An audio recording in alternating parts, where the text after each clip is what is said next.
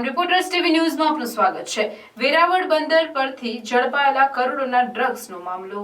Drugs કેસમાં વધુ એક આરોપીની ધરપકડ કરવામાં આવી। જામનગરના બડેશ્વરમાં રહેતા અલારખા ઉર્ફે દાબુ અબ્બાસ સુમરિયાની ધરપકડ કરાઈ। આરોપી દક્ષિણ આફ્રિકામાં બેસી ગુજરાતમાં નેટવર્ક ચલાવતા ઈશાક ઉર્ફે મામાનું ખાસ માણસ હતો। ઈશાકનું ગુજરાત નેટવર્ક સંભાળતો હતો। આરોપી ઝડપાયેલ ત્રણેય આરોપીની રિમાન્ડ દરમિયાન હકીકત સામે આવી। ગીર સોમનાથ એલસીબીએ જામનગરથી દબોચી લીધો। હજુ વધુ ચોંકાવનારા ખુલાસા થવાની સંભાવના। રિપોર્ટર કલ્પેશ દેવળિયા, ગીર સોમનાથ। વેરાવળમાં જે અમે હેરોઇન પકડ્યું હતું એ હેરોઇનમાં 3 આરોપી જે તે સમયે અમે પકડેલા અને એ 3 આરોપીની વધારાની પૂછપરછ બાદ અમે બીજા 6 આરોપી ડિટેન કરેલા।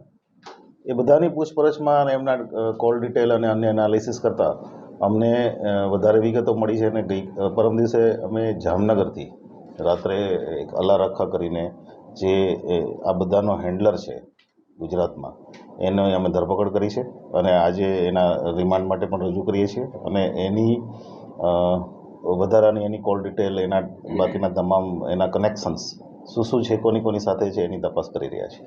આરોપીના ઇન્ટ્રોગેશન ઉપરાંત અમારી પાસે ટેકનિકલ ડિટેલ એવી અમુક આવેલી કે જેમાં અલારખાની સંડોવણી ક્લિયર કટ દેખાતી હતી અમને અને આ સિવાય પણ અલારખા બીજા એક કેસમાં આરોપી ન હતો પણ એની ભૂમિકા હતી।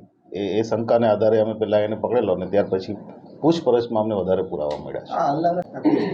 અલારખા સીધો જ ઈશાક જે મુખ્ય આરોપી છે, જે મેઇન હેન્ડલર છે, એની સાથે સીધો જ સંપર્કમાં હતો અને છેલ્લા 3 વર્ષથી એની સાથે સંપર્કમાં છે અને એને વારંવાર એના કોલમાં પણ કોમ્યુનિકેશન થયેલું છે। એ ઉપરાંત ઈશાકના તમામ ફેમિલી મેમ્બર સાથે પણ એ સંપર્કમાં છે। મુખ્ય રોલ એનો જે ઈશાક ત્યાંથી જે પણ એને સૂચનાઓ આપે એ સૂચનાઓનું અહીંયા પ્રોપર ઇમ્પ્લિમેન્ટેશન થાય, કોને કઈ કામગીરી સોંપવાની છે, જે કામગીરી સોંપ્યા પછી એનું પેમેન્ટ પહોંચાડવાનું છે તો કેવી રીતે પહોંચાડવાનું છે, આ તમામ વસ્તુ અલારખા હેન્ડલ કરી રહ્યો છે।